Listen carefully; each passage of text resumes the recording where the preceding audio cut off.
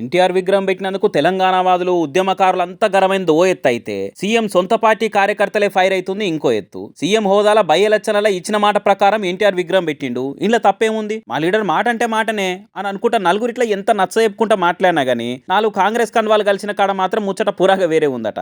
ఎన్టీఆర్ విగ్రహం పెడితే ఆడ మొత్తం చుట్టూతా టీడీపీ జెండాలు, టీడీపీ ఫ్లెక్సీలు, బాబు భజన పోస్టర్లతోని మినీ మానాడు సీనరీలు కానొచ్చే వరకలా ఎన్టీఆర్ అంటే మాకు గౌరవమే కాదంటలేము, కానీ కాంగ్రెస్ కు వ్యతిరేకంగా పుట్టిన పార్టీ సంబురాన్ని సందడిని ఎట్లా జీర్ణించుకుంటాము అని అనుకుంటా కరడు కట్టిన కాంగ్రెస్ కార్యకర్తలు ఘోరంగా ఫీల్ అవుతున్నారట. ఎన్టీఆర్ కి ఎలివేషన్లు ఇచ్చుకుంటా మా సీఎం స్పీచ్లు వినే కంటే దీనికన్నా మానాడు పోవడే మస్తు నయం ఉండే అనుకుంటా వాట్సాప్ గ్రూపులనే వర్రి అంతా చెప్పుకోబట్టిరట. ఇక ఇది చాలినట్టు మీదికెళ్ళి ఇందిరమ్మ ఇళ్ళ ఆలోచన ఎన్టీఆర్దే అనబట్టే ఆయన ఎన్టీఆర్ మొదలు పెట్టిన పక్కా ఇళ్ల పథకమే ఇలా ఇందిరమ్మ ఇళ్ల పథకం అని నేను గర్వంగా చెప్తున్నా అనుకుంటా ఆయన పాత పసుపు పార్టీ పెబ్బనే యాద్ చేసుకుంటా ఓపెన్ గానే మాట్లాడబట్టే. ఇందిరమ్మ మాకు ఎంత ముఖ్యమో ఎన్టీఆర్ కూడా అంతే ముఖ్యం. ఇందిరమ్మ ఒక తరం అయితే ఎన్టీఆర్ ఒక శకం.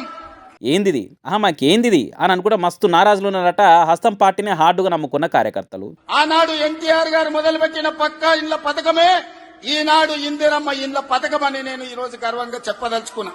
స్పేసు లేకపోయినా క్రియేట్ చేసుకొని మరి సొంత పార్టీకి ఏకదం ఎలివేషన్లు ఇచ్చి పబ్లిక్ ల పతారు వెంచే ముచ్చట ముంగటేసుకునేది పోయి మా పథకాలు కూడా పక్క పార్టీల కాపీనే, మా పార్టీ నేతలు కూడా మంది పార్టీ లీడర్ల తర్వాతనే అన్నట్టు మందిలో మాట్లాడితే ఎవరికి ఫాయిదా ఉంటది అని అనుకుంటా షే పార్టీ క్యాడర్ గాయ అవుతున్నారని గాంధీ భవన్ పరాట్ గోడలు దాటి గట్టిగానే టాకిన్ వస్తున్నది. మరి ఇంకా పాత పార్టీ మీద పాయరం పోలేదో లేకుంటే పొలిటికల్ లైఫ్ ఇచ్చిన జెండా అని ఒకటితే తప్పేముంది అనుకున్నాడో గానీ లోగుట్టు పెద్దసారికే తెలియాలి అనుకుంటా మనసు నిమ్మలం చేసుకునే పండురట పాపం.